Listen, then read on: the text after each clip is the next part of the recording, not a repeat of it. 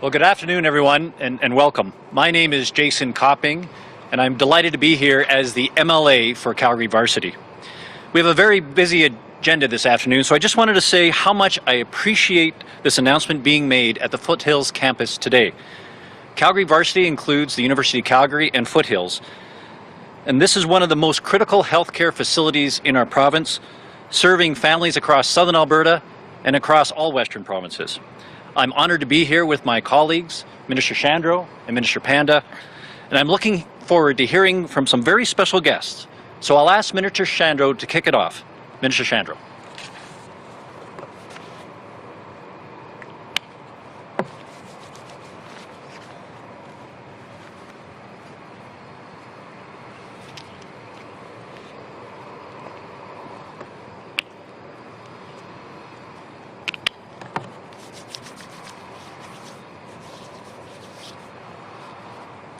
Well, thank you, Minister Copping, and good afternoon, everyone. Thank you for joining us today for this announcement. And I'm delighted to be here with my colleagues. As Minister Copping said, we're joined by the Minister of Infrastructure, Prasad Panda, as well as Minister Copping, as I said, he was not only the MLA for Calgary-Varsity, where the Foothills campus is, but also the Minister of Labour and Immigration. We also have some other special guests with us today, as Minister Copping said. We have Dr. Ted Braun, who is the Vice President and Medical Director of Clinical Operations at Alberta Health Services. Thank you to Dr. Braun for joining us. We also have Mike Meldrum, who is the CEO of the Calgary Health Foundation. And most important of all, we have Molly and Patrick Wilding and their daughter Gianna. And this day is about them. And it's an honor to have them here with us today. We're committed to maintaining a world-class, publicly funded healthcare system that's there for Gianna and all Albertans, and when they need it and where they need it. To deliver on that commitment, we need state-of-the-art facilities. Through Budget 21, we're investing $3.4 billion over 3 years in capital funding for health facilities, equipment, and information systems. And with this funding, work will continue on existing major projects, and that includes the Calgary Cancer Centre, the Jean Zwazdesky Centre at the Norwood in Edmonton, and the new Southwest Edmonton Hospital as well. And today, I'm very pleased to announce that we've also added $143 million in Budget 21 for 5 new projects. Here at the Foothills Medical Centre, we're investing $23 million, plus a significant contribution from the Calgary Health Foundation to add 19 beds to the neonatal ICU unit. Now, the NICU here at Foothills serves Alberta's smallest, our most fragile patients. It's one of the busiest in the country, and in fact, you can see it from here. It's up on the fourth and fifth floor, is it? The fourth and fifth floor? Well, 5th and 6th floors. Now, once completed, the new beds will look out over this courtyard. And this is the only NICU in southern Alberta.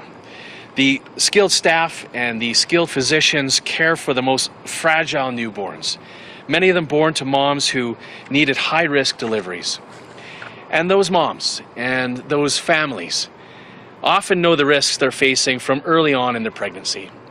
I have 2 kids of my own, but I can't imagine what those families go through. And I have the deepest admiration for the staff and the physicians who work at this NICU. They provide expert care to the newborns, but they do so much more than that. They care for the mom, and they care for the family as well. They become extended family. In many cases, the bonds last years, or in some cases, a lifetime. And I'm here to announce capital dollars for construction, as well as machines and equipment. And those things are essential, but they are, just remember, they are just tools. The real story, as always, is the incredibly caring people who work in the NICU and everywhere in the health system. But they do need this investment. Make no mistake, the NICU is frequently 90% full, and Calgary, as we know, is growing, along with the rest of southern Alberta. There are about 20,000 babies born every year in Calgary, and 10 years from now, that could be as high as 31,000. So this project means one simple thing. It means that the people in the NICU will be able to continue to deliver on their promise of world-class care to every newborn who needs it. And I'm very proud to support them in doing that. In a minute, Mike will say a few words about the Health Foundation support for the project. I also look forward to hearing from Molly and Patrick. But first, I'll just say a word about the other new projects that we're funding in Budget 21. We're committing more than $18 million to give Calgary its first cyclotron and radiopharmaceutical manufacturing facility. So a lot of words and a lot of syllables, but this means that Calgary will have its own supply of isotopes for nuclear medicine treatment and diagnostic tests, for us to be able to have the ability for isotopes. And for those of us who are aware of the importance of the need for isotopes to be manufactured close to where they're going to be made or used, because they have a half-life that rapidly declines. Right now, the isotopes are made in Edmonton or elsewhere and get shipped to Calgary as needed. And because of these short half-lives, often only 25% of the product survives that journey. With a new facility, Calgary will have its own supply, and other centres will be able to use their supply more efficiently. And this technology will be a boost to the new Calgary Cancer Centre, slated to open to the public in 2023, ensuring that folks in Southern Alberta have access to state-of-the-art care. We're also supporting a new project at the Rocky View General Hospital here in Calgary as well. With $59 million in new funding, the hospital is redeveloping as well as relocating the ICU and the coronary care unit to a single, expanded space with 25 private beds. And in Northern Alberta, we're providing $35 million to build a new, larger, more integrated community health centre in Lacrete.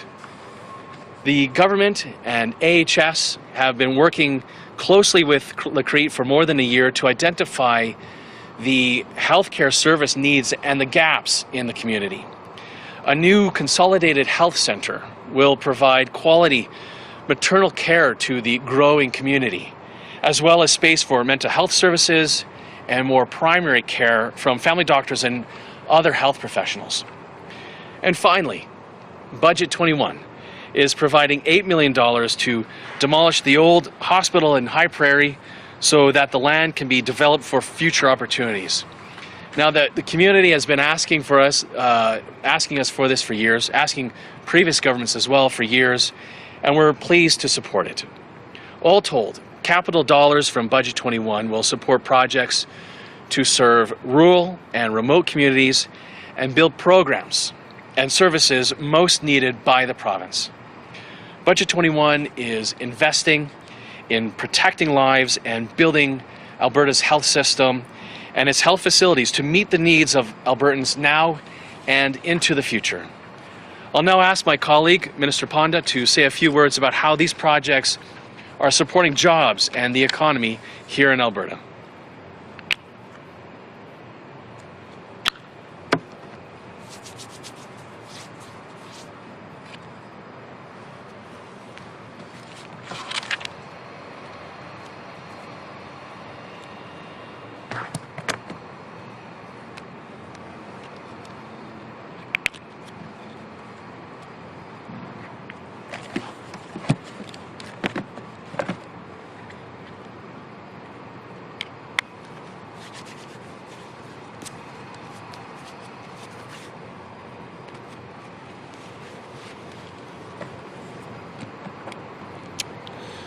Good afternoon, everyone. Thank you, Minister Shandro, and I'm happy to be here together with my colleagues, Minister Shandro and Minister Copping, for this important announcement here at Calgary Foothills.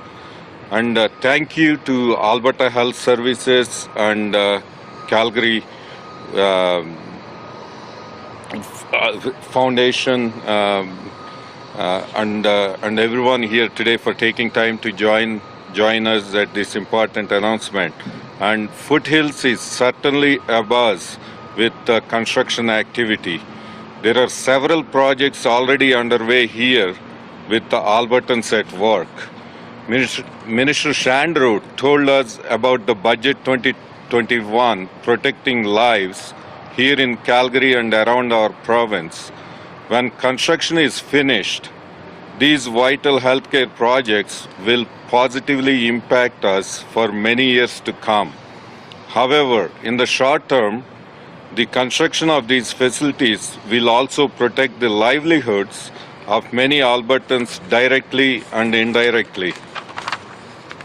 Through the funding for these 5 projects, we are expecting to generate 800 good jobs.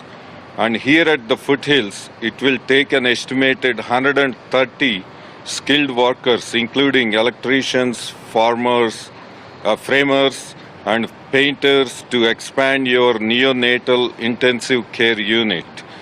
The new cyclotron and radiopharmacy facility project, also here at Foothills, will need an estimated 100 workers to complete. The redevelopment project at Rocky View General Hospital will generate around 330 jobs. Building the new community healthcare in Lacrete will bring an estimated 200 jobs in that smaller community up north. And 45 Albertans are expected to be employed for the demolition of the old High Prairie Health Complex. And though it is not new, I would like to point out just over there the Calgary Cancer Centre. There are about 1,000 Albertans at work on site there every single day, and that huge project remains on time and on budget. I would also like to remind other projects we are right now doing at Peter Lougheed and Rocky View, and also last week myself and Mr. Shandro announced construction kickoff for Bridgeland Long-Term Care Center. So right now, with this announcement today, we'll have almost $1.8 billion worth of healthcare capital projects under different stages of construction. And those projects have created and will create almost 11,000 jobs here in Calgary. And the positive impact from these projects will ripple out from the worksite to benefit local manufacturers, suppliers, and trucking companies. The jobs created by these projects will be primarily in trades and trades-related industries, but the impact will not be limited to the construction site because there are architects, designers, engineers working in downtown Calgary and other places in Alberta, and the financial benefits will reach the local community. Local businesses should see increased traffic. As the project teams travel to work in the morning, they will stop for coffee and fuel. They will eat at local restaurants for lunch. They will shop at local grocery stores on their way home. And these projects mean that contractors can hire staff instead of laying off workers. And these projects mean that more skilled Albertans will be able to work their trade instead of collecting employment insurance. These projects mean more lunch orders at the local sandwich shop instead of empty tables. For every job these capital projects generate the lives and livelihoods of many Albertans will be supported.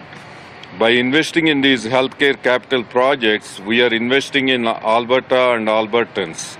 And I'm sure my colleague Minister Copping, the local MLA, will be happy to see the construction activity in this area. And I look forward to seeing hard hats and work boots at each of these project sites. Now, please welcome Dr. Ted Braun to the podium to speak on behalf of Alberta Health Services. Thank you.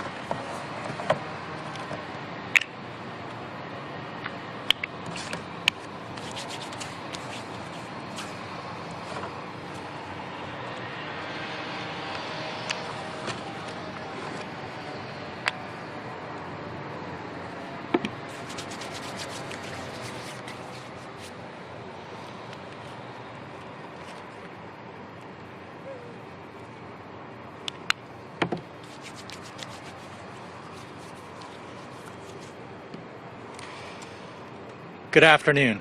Thank you, Minister Panda and Minister Shandro. My name is Ted Braun, and I'm the Vice President and Medical Director for Clinical Operations for Alberta Health Services. And it's my privilege on behalf of the AHS Board and our President and CEO, Dr. Verna Yu, to join you in celebrating this remarkable investment in healthcare. As we heard from Minister Shandro, today's announcement will touch the lives of Albertans across the province. This investment in improving the quality of care in Alberta will pay dividends for years to come, starting with our most vulnerable, premature newborns, where the need for services is always significant.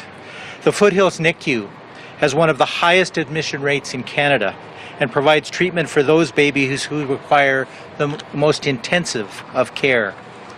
As Southern Alberta's only newborn Level 3 NICU, this unit manages all high-risk obstetrical deliveries and cares for newborns from across the province who require this care. It's a critical resource for thousands of families in the province. And thanks to the investment announced today, we move closer to achieving our goal of substantially increasing capacity at the current NICU. Thanks in large part to the support and leadership of government and our community partners, we will offer hope and healing for more babies and families who need it. We will also enhance the patient experience for residents in Northern Alberta by expanding access to maternal care, mental health support, and primary care with a new health centre in Lacrete. Patients in central and southern regions of the province will benefit from the new cyclotron and radiotherapeutics manufacturing facility here at the Foothills. These resources are essential components to the treatment of cancer patients and in the diagnosis of cardiac and neurological disorders that we expect will result in more timely care and greater efficiency. And a new joint intensive care and cardiac critical care at the Rocky View General Hospital will expand capacity by almost 50%, offering treatment space that will serve critically ill patients and their families in and around Calgary. Delivering world-class healthcare to more than 4 million people from all walks of life does not happen without deep collaboration. It demands strong partnership between government, providers, philanthropic organizations like the Calgary Health Foundation, donors, and our community. In Alberta, we are very fortunate to benefit from these partnerships because they directly impact AHS's ability to offer high-quality care where and when it's needed. Partnerships help make our health system the best it can be by enhancing our technology, our treatment spaces for patients, and by empowering our skilled healthcare providers. Community partnerships also enable us to further develop innovative ways to deliver patient care and to conduct important research that improves healthcare safety, quality, and value. So whether it's a new family in Southern Alberta experiencing the uncertainty of having a baby in the NICU, a cancer patient relying on access to timely treatment, a loved one who has experienced a traumatic injury, or an expected mother in Northern Alberta requiring mental health support, today's announcement is an assurance that along with our partners, AHS continues to deliver patient-focused, quality healthcare that is accessible and sustainable for all Albertans. Finally, I would like to extend my gratitude to all dedicated physicians, staff, and volunteers at AHS who continue to work tirelessly over this past year despite the enormous challenges. Thank you for all your commitment and ingenuity. Your tremendous resilience and unwavering compassion are truly inspiring. I know I speak on behalf of Dr. Yu and all of AHS executive leadership when I say we are very proud of what we have achieved together, and not just during the pandemic, but over the past decade.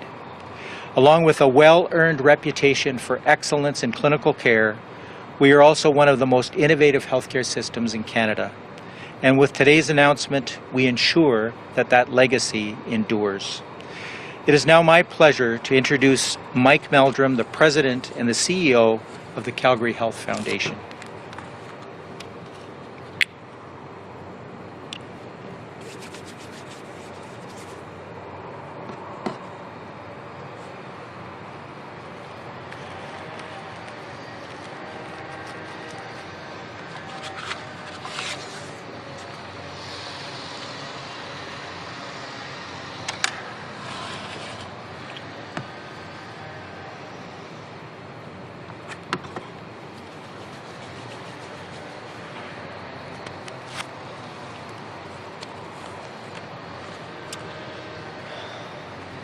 Good afternoon, everyone.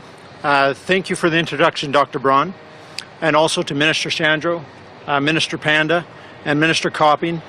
Thank you for your commitment to advancing neonatal health in the Calgary zone. We're excited to partner with you on the Foothills NICU redevelopment.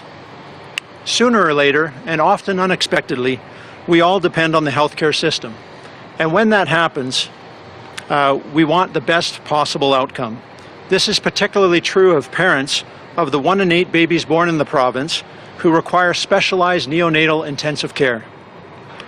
I know this firsthand from my experience 23 years ago when my son Levi was admitted to the Foothills NICU for specialized care. Levi enjoys a great life today due in part to the exceptional care he received right here at the Foothills. Canada's busiest NICU is here at the Foothills Medical Centre, supporting our most vulnerable patients, our infants. Built 25 years ago and oversubscribed due to the Alberta's higher than average preterm birth rate, it's the focus of our $66 million newborn needs campaign. While Foothills NICU care outcomes are among the best in the country, the existing space cannot accommodate the innovations and best practices available for today's standard of care. We also know more can be done for women's health to reduce the risk of preterm births and adverse perinatal outcomes. Our mission is rejecting the status quo, and Calgary Health Foundation supporters are motivated to change the statistics for Alberta's babies. Through this collaborative investment with the Government of Alberta, our community will ensure newborns have the best possible outcomes by redeveloping and expanding the Foothills NICU, funding family-centered care initiatives, advancing women's health, and investing in research to prevent preterm births. As our past board chair and Newborns Need campaign advocate Bill Sembo notes, if you've met a family who have experienced an early birth, you'll understand the importance of this initiative. Our 3 campaign co-chairs, mothers representing 3 generations of Calgary families, volunteered to champion this appeal for that very reason. Today you'll meet Molly and Patrick Wilding, who graciously agreed to share their family's 90-day Foothills NICU experience with us. You'll hear how extraordinary care saved their premature daughter's life. And while the family is extremely grateful for Gianna's progress, imagine how impactful more research into the prevention of preterm births, expanded NICU capacity, and advances in perinatal care will be for thousands of parents like Molly and Patrick in the years to come. These breakthrough investments will transform lives. That's why many local supporters have already contributed to the Newborn Needs campaign. We're 3/4 of the way towards our $66 million fundraising goal, and we need your help to send more babies home from hospital sooner. Nothing less than the most progressive neonatal care in the world is acceptable for Alberta families. Please join us in ensuring every newborn has a fighting chance. Thank you. Molly and Patrick Wilding, joined by 1-year-old Gianna, will now share their story.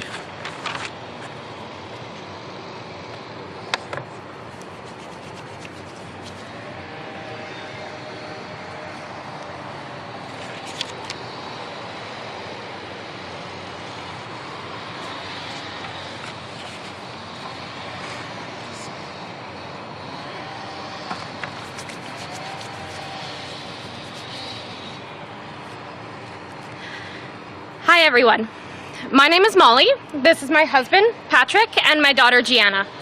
Gianna was born January 2020 at 23 weeks and 6 days gestationally, which means she was born about 4 months premature. She was born this early due to a pregnancy complication called incompetent cervix, which no one could have predicted. I have none of the risk factors and no symptoms leading up to this diagnosis. The doctor discovered what was happening after a routine ultrasound at 19 weeks, and I went into emergency cerclage surgery that night. Immediately following, I was put on bed rest, which gave us an extra month before she was born. We were in shock. Before this, my pregnancy, my first trimester, was uncomplicated, to say the least. I was a healthy woman. Why was this happening to me? We spent most of that time in bed rest in tears because we were presented with the outcomes of what being born that early could really mean for us. And when Gianna was born, we were scared out of our minds for our daughter's life and her to survive. When she came out, all I could say on repeat was so tiny, so tiny, so tiny. And she was. At birth, Gianna weighed 620 grams, which is 1 pound and 6 ounces. She was only a ruler long. We spent 149 days in the NICU following her birth. 97 of those days were here at Foothills NICU, and the remainder at Rocky View. Foothills is the only NICU in southern Alberta equipped to care for babies who are born at Gianna's extreme premature gestation, which means it's incredibly busy and often over capacity. We witnessed so many families enter and then get moved as soon as possible to a different NICU site because of the lack of space at Foothills. The NICU staff at Foothills walked us through so many heart-wrenching situations.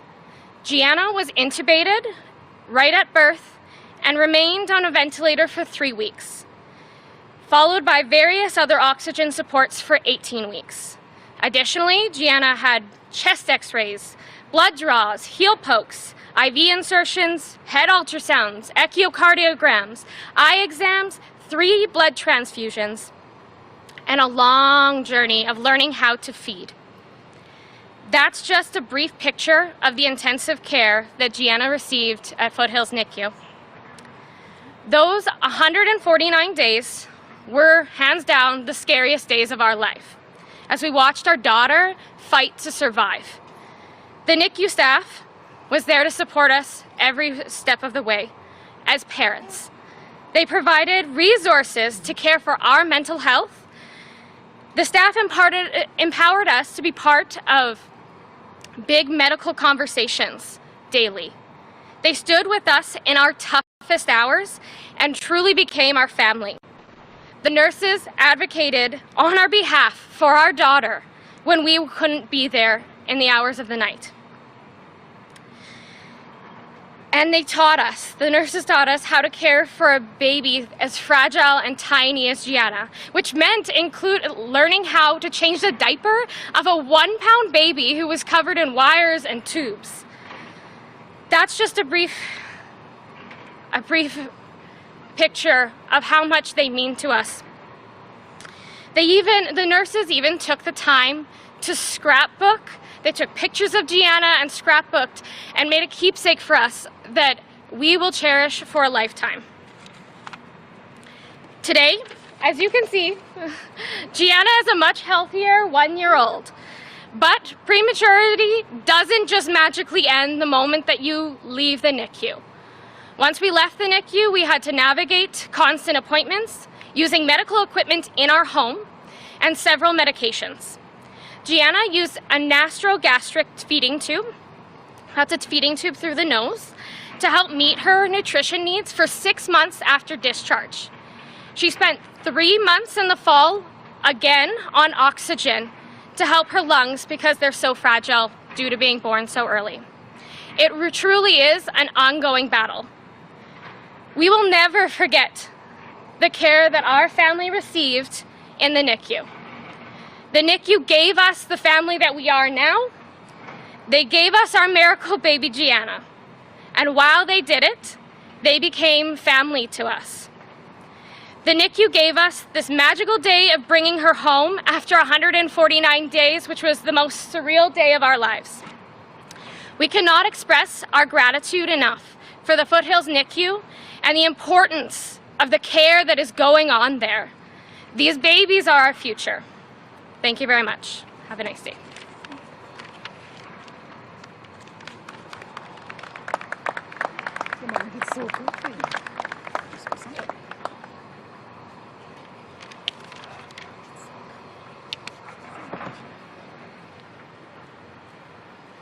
Go to questions. One question, one follow-up. Operator, can you please put through the first caller? I think I heard you there.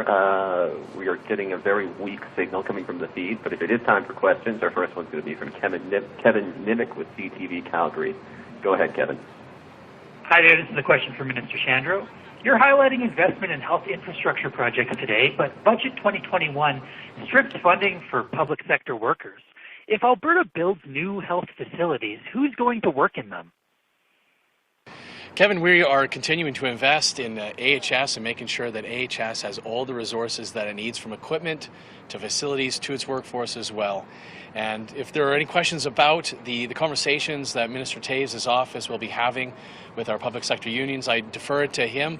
But we have made it very clear that throughout the pandemic, resources are not an issue for AHS to be able to respond to the pandemic. And we're going to continue to make sure that this is a health system that, and let me point out as well, that the reason we've been able to make announcements like this, the reasons we could make announcements like the funding of Zolgensma, the reason we could in August make an announcement regarding the funding of new therapies like CAR T-cell therapy, is because we have pushed AHS to be more efficient in how they spend their dollars, and the health system as a whole, and how it's spending its dollars, so that we can provide more care with the same amount of money. And on top, we are also funding $900 million more in this healthcare budget, so we can increase the care that people receive throughout the province. Thank you, Kevin.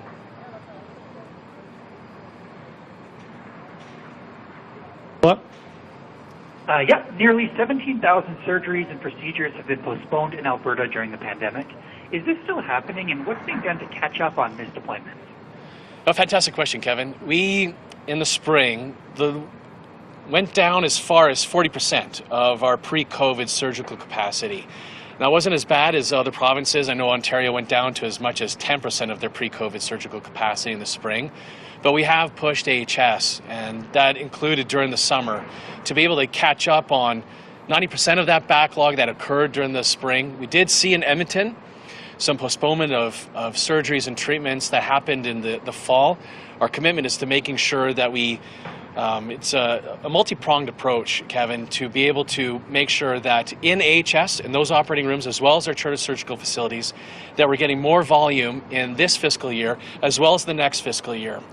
And eventually, when the pandemic is done, to be able to do 50% more surgeries. So we will be getting AHS and our chartered surgical facilities to doing 150% of our surgical capacity that it was before COVID.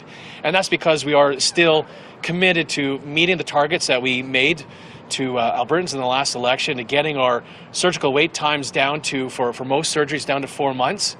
What doctors call clinically appropriate wait times, which no other province does. We're still on track to be able to make that commitment, because we are, as we announced last year, investing $100 million in the operating rooms in AHS. To be able to make sure, and throughout COVID, we have 5 dedicated hospitals, the Royal Alec, Westlock, I don't remember the other 3 off the top of my head, dedicated to surgery, so we can use innovative ways of increasing the surgical capacity within AHS during the pandemic. Thanks, Kevin. And I should mention too, with COVID, it's not even just a matter of the beds for people to be able to receive treatment after a surgery, but every surgery takes longer during COVID. That COVID has added and made it more difficult for the same volume of surgeries to be done, because our nurses and our doctors and everyone else involved have to do so much more in between during the surgery. So it is difficult, but AHS is doing amazing work to be able to keep up with the surgeries that need to be done for Albertans. Operator, can you please put through the next call? Next is Dean Bennett with the Canadian Press. Go ahead, Dean. Thanks very much. Afternoon, Minister.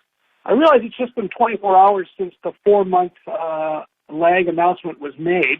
I'm wondering if you can tell us how that might change the practical rollout of the vaccine. So, for example, could you maybe do all 4 stages of phase 2 at once, as opposed to rolling it out sequentially? You're talking about Dr. Hinshaw's announcement yesterday and the effects that's going to have? We'll be making... Okay, yeah, we're going to have an announcement this afternoon.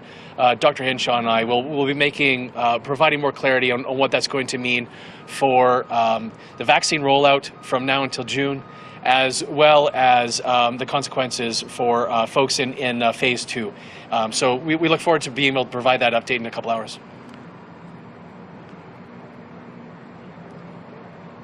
Dean, do you have a follow-up? Yes, Sorry. Minister, just quickly then, on the given the 4-month rollout now, will that affect how we do the economic lockdown rollout? And how soon could we see some of those restrictions perhaps lifted?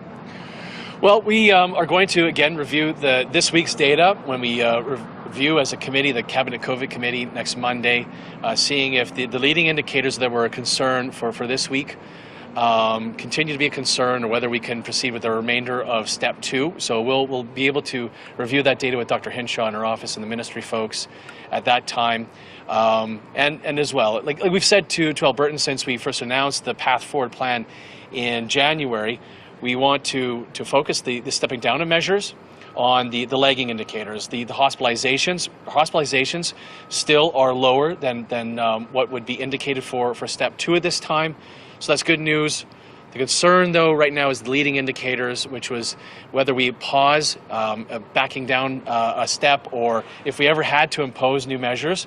We hope that doesn't become the case. So we're going to monitor those leading indicators carefully at the next meeting. But I think, look, as we have vaccines, now we have a predictable and stable supply from what we've told by the federal government for March, which is good news. We have a third vaccine now being approved by Health Canada, good news. And quite frankly, more vaccines are going to mean an ability to get to Step 4 quicker for all Albertans. So this is good news for us. Hopefully, we can all hold the federal government to account and making sure that they stay to these allotment tables for the remainder of Q1 as well as Q2, so we can have these economic measures step back. And our hospitalizations as well as our case numbers don't become a concern for us. Operator, can you please put through the next caller? Next is Chris Epp with CTV Calgary. Go ahead, Chris. Thank you. Minister, given that the vaccines are coming, we've got more time between them, do you see any sort of expedition as far as allowing fans into professional sports events in the States? NHL teams are letting in fans this weekend. I know the Oilers and Flames are both discussing this with the province. I guess, how do you see that playing out? Do you see that as being feasible, that in some limited capacity fans could be at hockey games this season and maybe football games by the summer? Well, I'll say a couple of things, Chris. I mean, first, that we have contemplated this. This is something that would be included in Step 4. So once we get to Step 4, this is something that we would be permitted. We look forward to getting to Step 4, just like all Albertans do. But also there are leagues who have approached Dr. Hinshaw.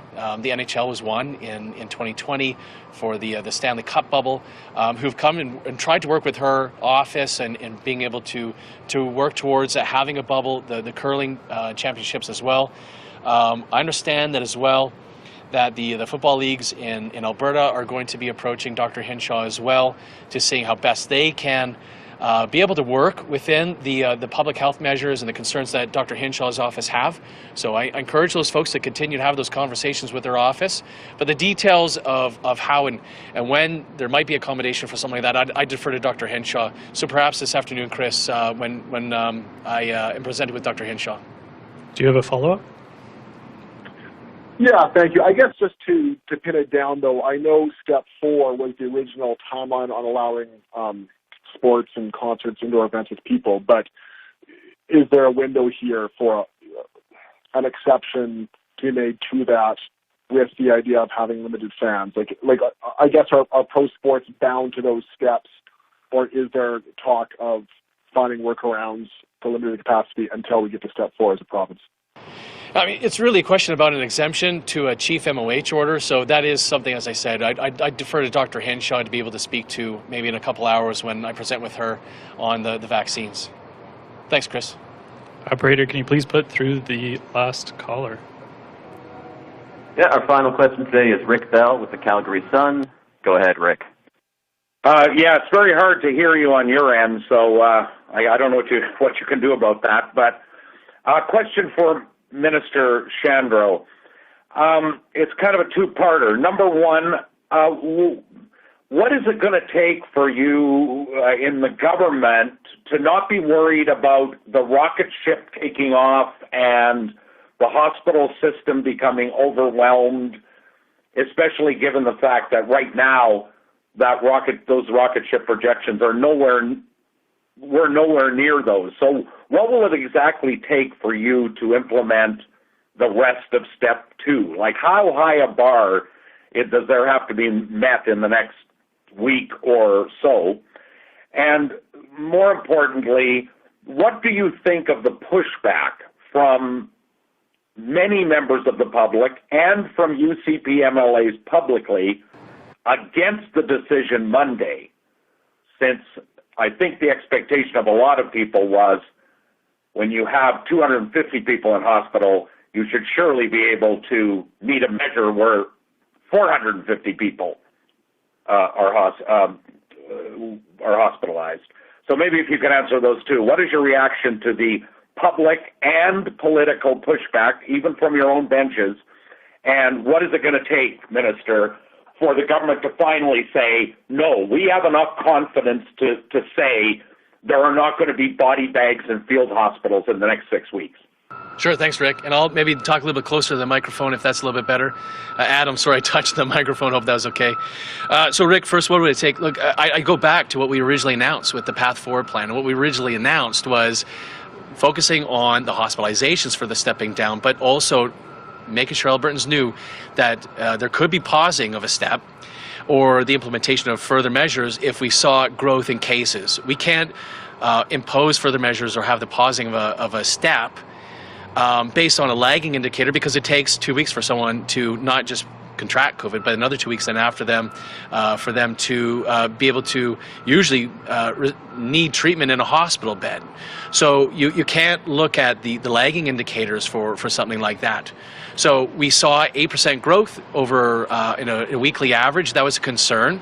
So that was enough for us to say, look, parts of this, we are going to proceed. We're going to proceed with ones that we thought were the smart and safe ones to proceed with. But some of them we are going to hold back on. Take a look at where the increases are happening, where the sources of transmission are, if they can be traced back, and try and figure out if they are caused by anything from step 1, if there are any concerns, or if there aren't concerns, then let's proceed with the rest of step 2. So it was a matter of us saying, for a week, we need to look at another week's worth of data for the rest of that step 2. I think we tried to make it that clear. Happy to make it clear again. You asked then the second question about what do I say about folks who are frustrated. Rick, I say this, I'm there too. I'm frustrated. Everyone is frustrated.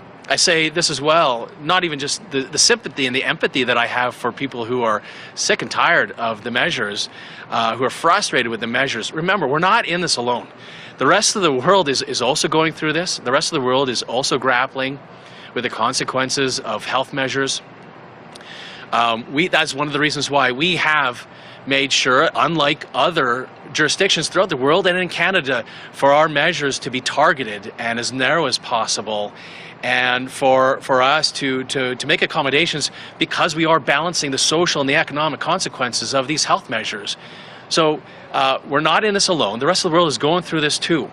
And the third thing I'd say to folks who are frustrated is, look, we wouldn't have increases in these cases if February didn't have the type of vaccines that we ended up having delivered to us.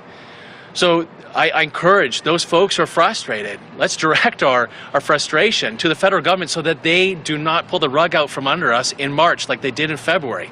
Let's hold them to account, make sure that those vaccines we've been told we're going to receive in March come.